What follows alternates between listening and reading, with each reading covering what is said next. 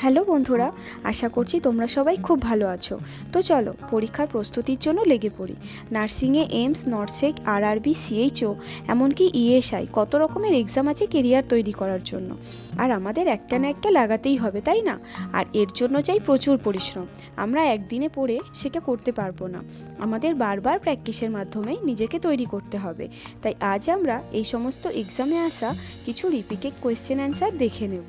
আর কারো কোনো এমসিকিউতে কোনো সমস্যা থাকলে অবশ্যই কমেন্ট বক্সে জানাবে, আরও বিস্তারিতভাবে জানানোর চেষ্টা করব।